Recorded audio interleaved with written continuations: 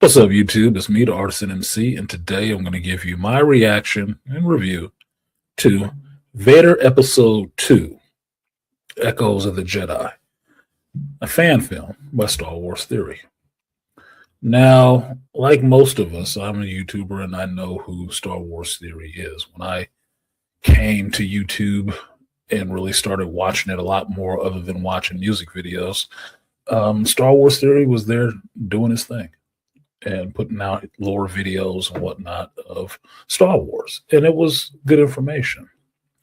Like most of you, he really got propelled into your consciousness by the meme of him crying because Luke Skywalker came back in season 2 of The Mandalorian.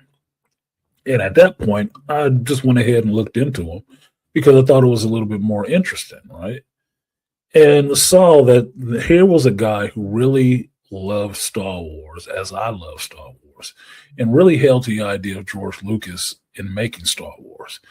And while he supported Star Wars, he was in sometimes objectionable to some of the stuff that was being done to Star Wars. Now, I have my own reservations about Star Wars. It has been something I've grown up with since the 70s and 80s that I love, but my support of it has waned a bit with all of this brand damage that has been done to it. And the way that it's been damaged is that they have really turned it into something that the fans can't get behind. It's not about fans anymore. It's about somebody else's agenda. And for decades, or at least a decade at this point, I've wanted Star Wars to go back to that fun place that fans could enjoy and have a good time with and find all this lore, all these characters, all these stories that you can get wrapped up in about characters in a galaxy far, far away. Well, Star Wars in recent times has lost that kind of magic. And at the point that it is now, before another, major motion picture comes out in theaters, Star Wars Theory's movie stands as something that was created by a fan for the love of Star Wars. Now, if you spent any time on YouTube, you can find fan-made movies all over YouTube that George Lucas never really crapped on. But you can find them all over YouTube. Some of them are, some of them are really good. Like, it makes you ask the question why Disney didn't hire these people to help you do a movie or a TV show. Why not? I mean, the community is so big. It encompasses so many different types and walks of life of people that you can get almost anything done through the Star Wars community. I mean, really, especially if it comes into making a movie or a show. Writers, directors, producers, prop makers, martial artists, costume designers, animators, everything. Well, one such fan is Star Wars Theory. And what he has done in his way, through his vehicles of his YouTube channel, and then starting his company, Theory Sabers, that makes real good replica lightsabers, is pour his passion and his money into a project that he made to his standards that he would want to honor George Lucas. And that is Vader 2, or Vader Episode 2. Let me say it correctly. Now, I never had seen the first Vader movie, and it wasn't until recently that I went back and watched it and thought it was pretty good. Rough, but pretty good, right? For the story that it was telling. Because most of the time I'm interested in the story. It can look like, 3 chipmunks playing banjo with dental floss. But if the story is good, and there's a reason why they're there playing banjo with dental floss, could be a good story. I might watch it. I've lived through M and Otter, so it's not that far off.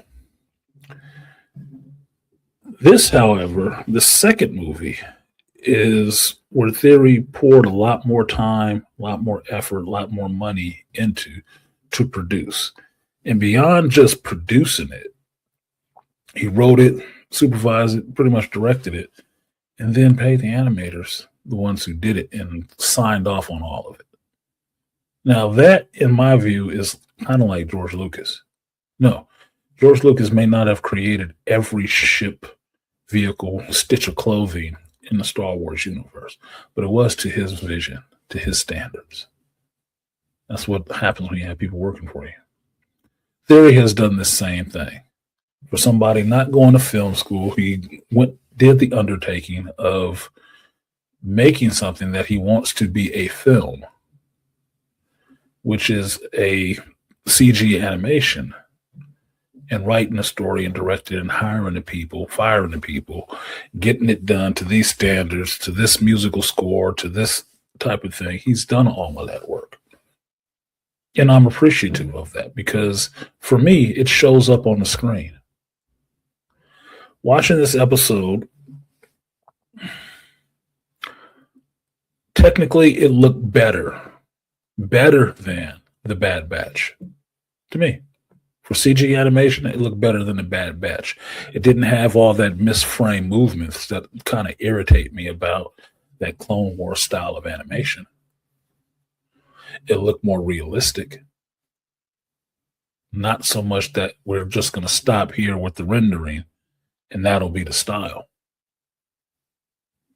As far as the story, Vader on the hunt for runaway rogue Jedi after Order 66 and possibly running upon Mace Windu. That was interesting to me. Because during this time, you hear about it, but you don't really see it. And me personally, I'm discounting the Marvel Comics Darth Vader run because to me, that gets into a lot of backfilling. And backfilling is a term I use when I say that the ground has already been laid. This is what the story is. But because the story does not work, they have people go back, and now you try to start filling in all these holes and stuff, or propping up certain points that were not made, didn't make any sense in the beginning, and you try to go back in time and fix it. That's why I don't really like those, because that's what it does. It just gets into a lot of backfilling. Now, beyond that, I know in those comics that a lot of it centers around Vader going around looking for these rogue Jedi and snuffing them out. Well, seeing that in this episode is interesting. Having it play out in the CG sense is interesting. Now, if I wanted to make a critique of this, I could call it a short because the episode length is about as long as the episode of X-Men 97. So that's why I decided to just go ahead and review it and give you my reaction to it, because it would be no different than I was watching X-Men 97. They gave me a filler episode. Theory gave me something new and fresh to chew on. Fine. Why not review it? If I had a critique of the episode, I would say that it spent a little bit too much time with Vader locked in a memory. There's a part in here where Vader comes into the scene, and though he comes in a badass way, a short while after that, he just stands around. He just stands around and he's locked in pain, torment, something for a little bit. Now, it's kind of the indication that somebody is Jedi mind tricking him a little bit. But it's never clarified if that was what was happening or if it wasn't happening, if it's just him. Either way, it just spent a little bit too much time with that, because for the thumbnail and what I understood was going to happen in this episode, we spent a little bit too long dealing with all these other people and not getting to him and Mace. Now, beyond that, the other issue I have is that there are a couple of Jedi in this that these troops are going after. At one point, it got a little confusing with who they were with. If the stormtroopers are there looking for them specifically, or looking for Mace Windu, which they said they were looking for Mace, these Jedi are here. Initially, I wasn't clear if they were real or if it was an illusion. And then they are real. But they're asking about other Jedi to the stormtroopers that they've captured. I'm like, are they a different faction involved in this? What the hell is going on? It just struck me as weird for half a second. Right? But one of these Jedi, who to me is hearkening to Starkiller, even though I'm forgetting Starkiller's actual first name, it seems like he's taking a little bit too much elation in taking out these stormtroopers and killing them. As a Jedi, to me, that's a problem. That looked like a lot of dark side coming out of him, a lot of anger and hatred. And this is confirmed in a sense because later on, Vader actually takes interest in this person and tells him that, the Jedi will just cage him in a sense, hold him back from his full power. I'm sitting there looking at him like, bro, one good haircut and you are Starkiller. All you got to do is cut your hair and change your lightsaber hold. That's it. All you got to do is backhand it and we're good. But that viciousness, that strength, you precursors.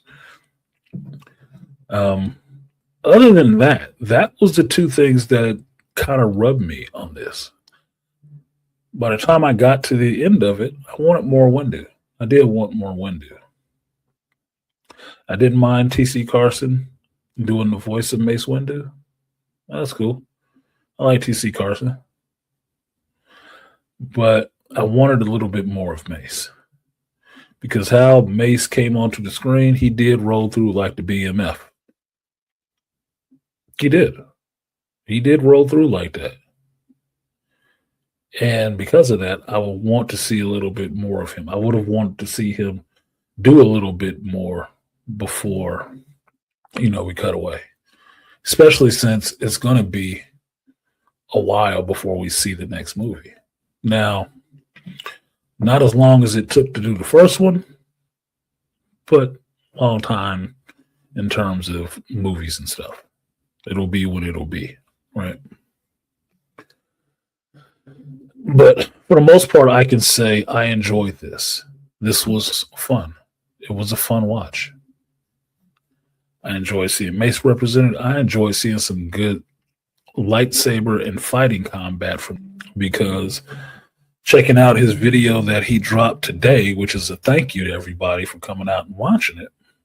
He talks about episode 3, the voice and dialogue and stuff was already done. It's just money to get it together, get it done. So if a couple bucks you need, that's what I will provide. I will buy my theory sabers and help that money to go to the next project because I will look forward to seeing it. And I really hope that somebody gets a copy of this to George Lucas so he can get a look at it and give you some tips and pointers on it. Because I know as a fan, me talking to George would be awesome, even if he was an asshole. It'd be awesome. But I know for you, it'd probably mean a lot more. So kudos to you, Star Wars Theory. It was a good movie. I enjoyed it. I look forward to the next piece. And to everybody else out there in YouTube land, definitely spend your 20 minutes and check this out before you watch anything else that's actually terrible. Watch this. This is not terrible. This will actually make you feel good as a Star Wars fan. So for me, Artisan MC, like, share, subscribe, support me if you feel so inclined. If you want to